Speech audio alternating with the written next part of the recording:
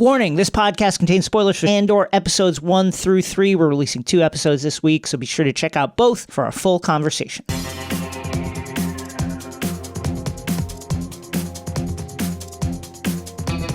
Folks, we're stepping out of the airlock onto the streets of Ferrix. Beautiful company town, Ferrix.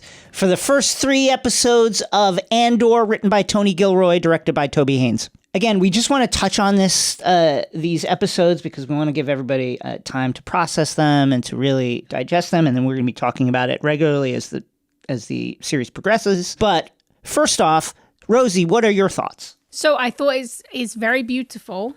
I love to see Diego back. You know, we're big fans of Rogue One on this show. Huge fans of Rogue One. So yeah, I love the landscape. I love that it's not a nostalgia fueled show. I think, like, we've all talked about this, people in the Discord have been talking about this. This is a show that almost has a similarity to Lord of the Rings in that the first episode may be a little bit homework heavy, a little bit introductory heavy, but you get those 3 episodes, so by the end you've really kind of dived in. So yeah, I thought it's like a good show. I'm a big fan of Tony Gilroy, who they bring in to save everything, so I'm really happy to see him getting to have this space to do this. I do have some moments that like bumped me though, so that's like, I'm excited to talk to you about it. I think it looks absolutely like jaw-dropping stunning, actually. Yeah. Like the volume is doing incredible work. Clearly, I think they shot on location somewhere. It looks amazing. You know, Rogue One is probably my favorite Star Wars movie, and I think the vibe of Rogue One, which kind of recontextualized the part of the impact of the original Star Wars as a flipped allegory to the Vietnam War, you know, in which, scrappy rebels take on this superpower with weapons of mass destruction and actually defeat it. Rogue One took that and brought it into the 21st century with an allegory that essentially says that acknowledged the power of the kind of like freedom fighter narrative, you know, of you had these rebels fighting to defend a holy city with rare natural resources that were being exploited by a superpower. You know, it's like this, it's the grievances of the Middle East with regards to the United States as empire, but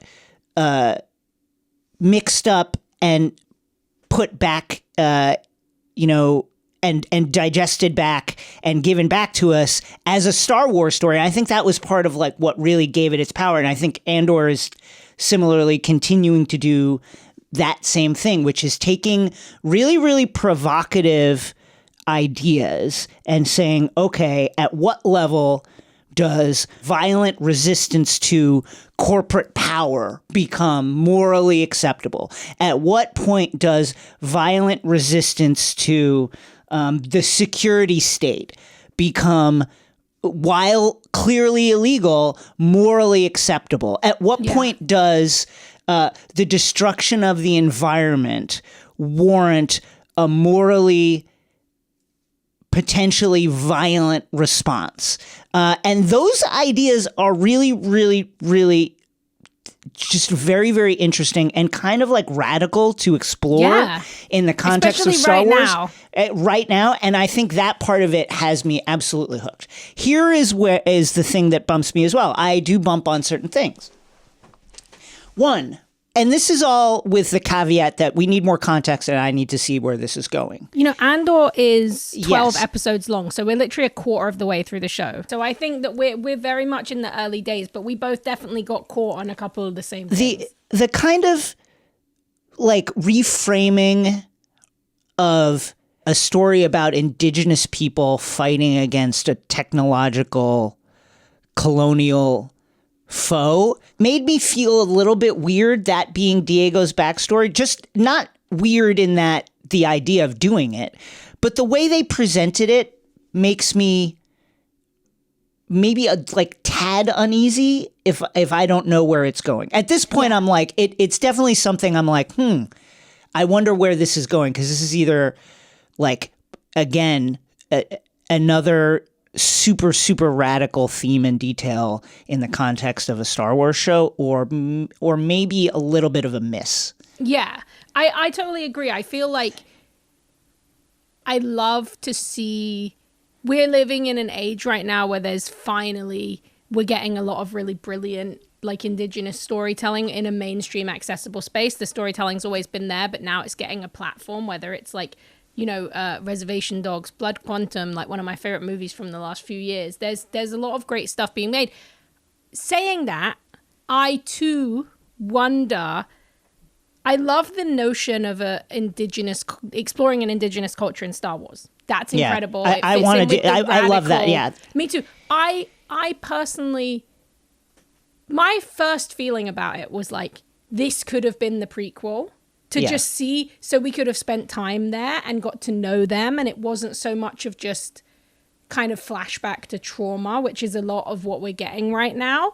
So I'm interested in that. I'm also, you know what? I feel like in a post Wakandan world, let's say, I think that fantasy and sci-fi and ideas of indigenous populations in sci-fi and fantasy, I feel like I want to see where they're going with this idea of like nature versus technology, because I feel like in the Star Wars world, that indigenous culture could have been like a very highly, it could have been represented differently in a way that embraces both nature and sci-fi, that would have felt maybe a little bit less simplistic. Really, the main thing for me is the decision to not have us understand what they are saying. It felt like an unnecessary othering to like, for lack of a better, more subtle phrase, of a people that doesn't really occur in Star Wars usually. Usually it's like, especially if this is like the main character, you want us to empathize and understand what a particular ethnicity or a people or a race or an alien group or androids are saying, and you want to, and I guess you could say, well, they don't subtitle the droids, fine. But people translate what they're saying by telling you what they're saying. They translate it right back. I will also say it's very different than, say, I remember, when West Side Story came out, the Steven Spielberg one, there's a lot of unsubtitled Spanish in that, and I thought that's actually really interesting and cool, because you're basically allowing Spanish speakers to experience part of the film that non-Spanish speakers can't, and that is an interesting subversion of how English speaking is usually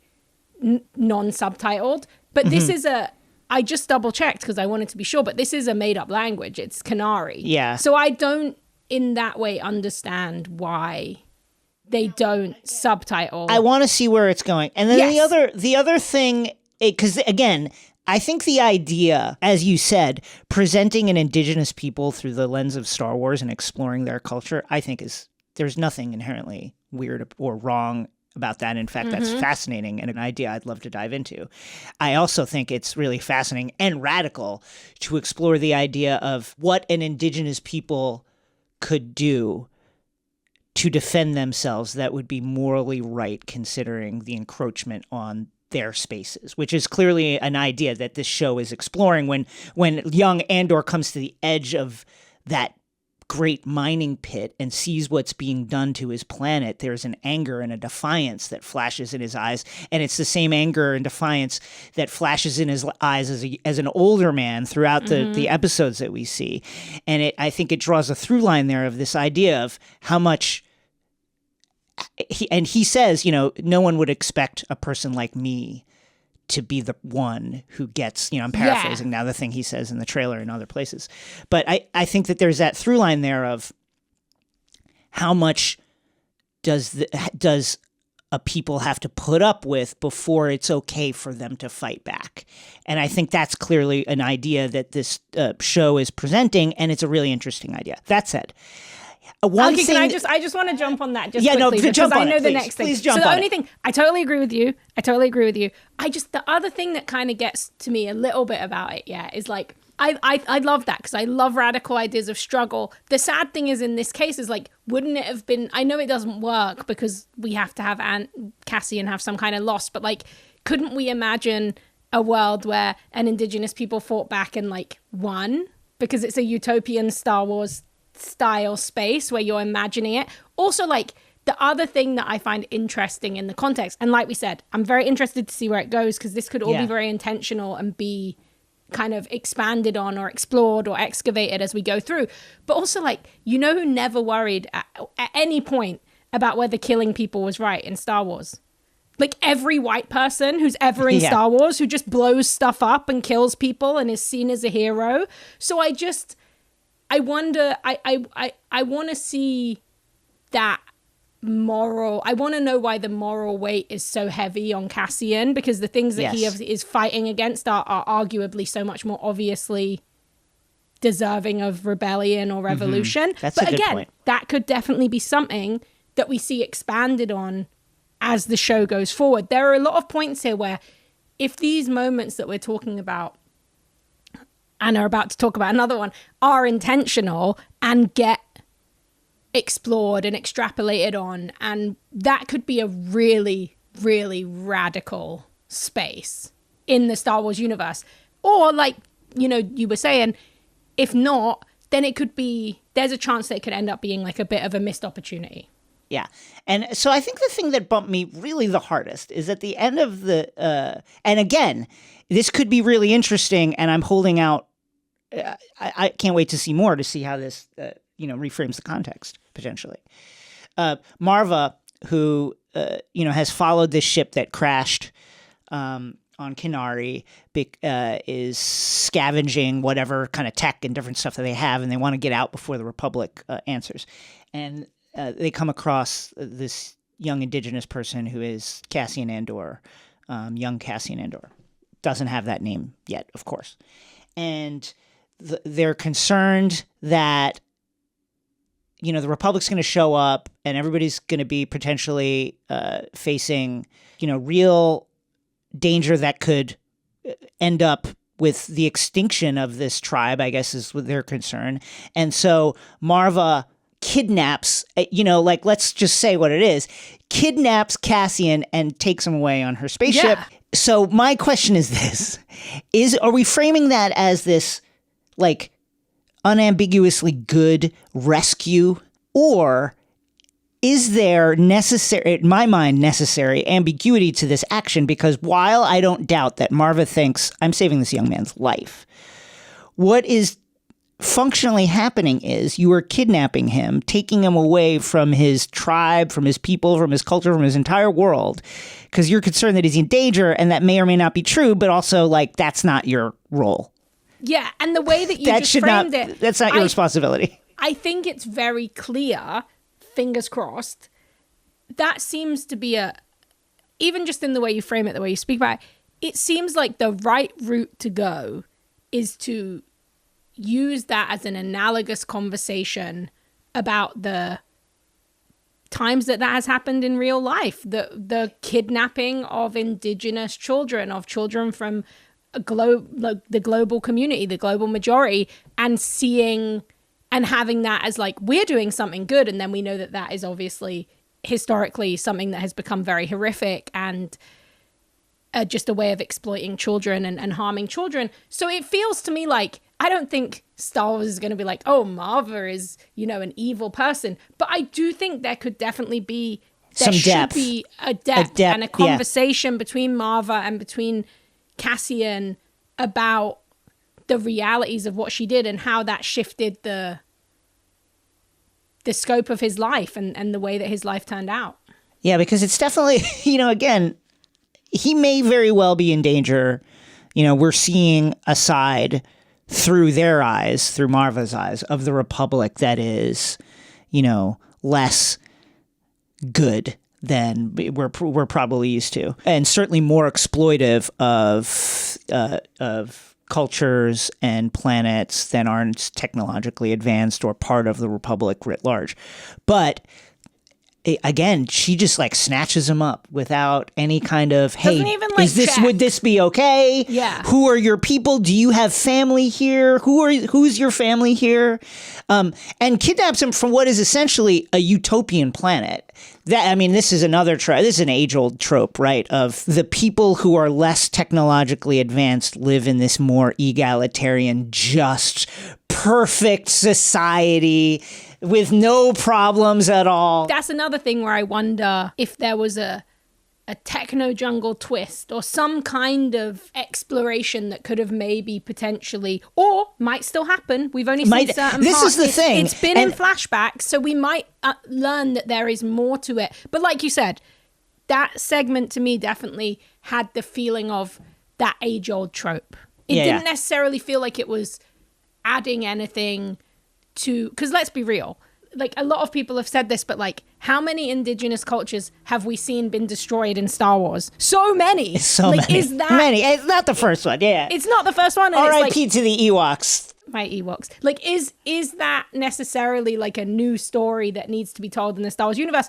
Hopefully, as Cassian, because this is a very slow burn show as well. So hopefully as it moves forward, we're going to get to see that conversation change. But I would like to know about not subtitling the Canary. The more I think about it, the more I'm like, is that going to change? Is that, I think on the on our version there was no captions, but I think on the final version it says speaking Canary. Here's the other thing that I think makes it an interesting choice to me. These are flashbacks through. How are we getting here, right? We're getting, the presentation is these are Cassian's reminiscences. And by choice, they are not allowing us that perspective that he has where he understands what these people are saying. They're not letting us in there. So even, from that perspective of a storytelling choice, of a flashback from the perspective of a character, it's a little puzzling to me. That's I think really great point. People might listen to this conversation and be like, they didn't like it. I actually loved it. Like, I'm hooked. And the fact that we are able to have these really these are big conversations about big ideas through the context of Star Wars is why I love Rogue One, why I think this is certainly the most interesting to discuss right now in terms of like ideas and themes and ideas about morality and ideas about about struggle, period.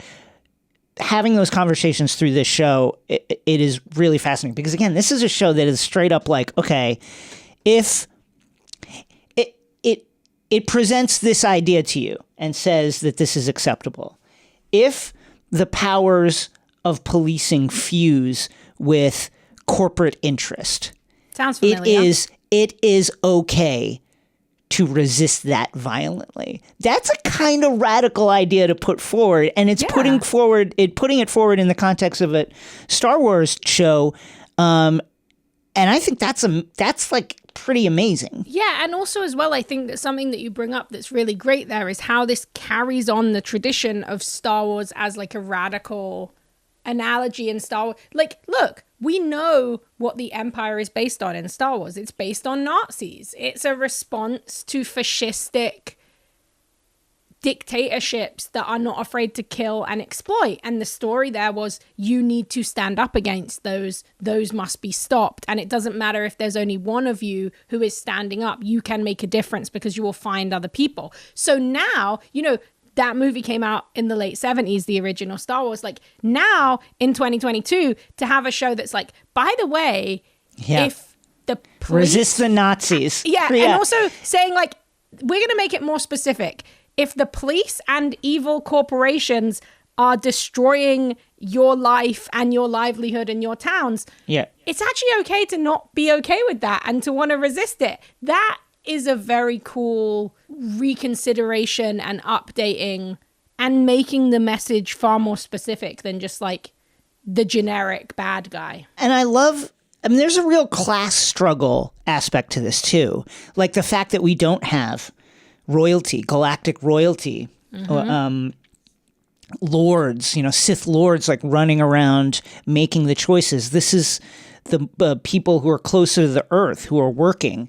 The way, Luthen and Cassian have that conversation, when they're meeting for the first time, potentially going to have the handoff of the device of the navigation system, and they kind of in a roundabout way start talking about the Empire, and Luthen's like, yeah, they're arrogant, aren't they? Like, they don't understand how mad we are at them. Yeah, they're fat and happy, and they're just using their power to push everyone around. Like, they don't understand like what they're doing. They don't understand the anger they're engendering. That felt like that's an amazing thing to watch happen, to watch this like rebellion start to coalesce, not at the highest levels, but the grassroots anger at the Empire that actually the leadership then harnessed in order to fight their war. It's what makes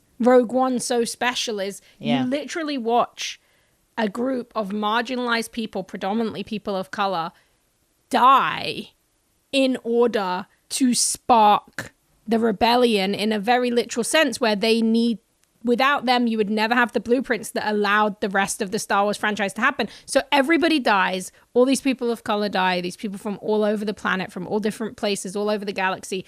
And then at the end, Princess Leia, a space royal, has the blueprints. That's what's so radical about Rogue One, is like, who dies so that the people in charge can fight the war and win the war, right? And that's what I think is very interesting with Cassian, is like, we're coming at it from this viewpoint of like, we want this to be the best version of this story that makes the most of the space that it's created, because Rogue One really was this really radical space, and it's very interesting to see that explored here, especially the notion of a corporate town, something, a business town, which is something that, we see it's very relevant in 2022.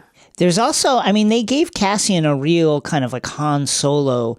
When he shoots those two PM employees, there's a look that flashes across his face, and it's definitely not regret that he just killed two people.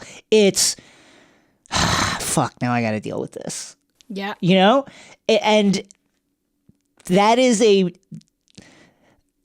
I love that they gave him that kind of characteristic. Like, that's the kind of character we're dealing with. Han Solo pulled the trigger on Greedo. Oh, yeah, no question. Never thought about it again. Also, he just did that because he owed him some money too. Like, it wasn't even a matter of survival. Yeah, so something I found really interesting as well, like, in that context, like, the one thing that really hooked me was they do that great thing, as so many storytellers do, where there's a moment that everything hinges on.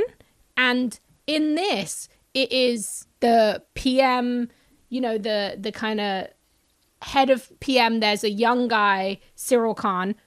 Again, I'll be interested to see where they go with that. I feel like he was queer-coded and he is a villain. So, we'll see where that leads. But what I found was really interesting is his boss, who is obviously corrupt and is in this way. He was just like, just let it go, man. They weren't meant to be there. They got in the wrong fight with the wrong person. And I was like, wow, I just thought that was such an interesting moment, where there's a different version of this story where they never look for Cassian. It never leads down that way. But there's this one villainous guy who, for some reason that we're still kind of waiting to find out, has this fervent hatred of what happens and needs to solve the crime, and I'm interested to see where that goes. But I really thought that was one of the most interesting choices, was when the kind of corrupt boss of PM or the security kind of corpos was like, you know what? They're in the wrong place at the wrong time. Like, sorry to those men. Yeah. Like, they shouldn't. I thought that was a really interesting character point that feels much more grounded in reality than this idea of the well put together empire who will take down anyone who dares to question them. This is real people in the beginnings of what kind of working in the groundwork, this depressing grunt work of this kind of fascistic empire. It's very interesting. this is a show that I'm super excited about continuing to talk about because the ideas here are just so huge.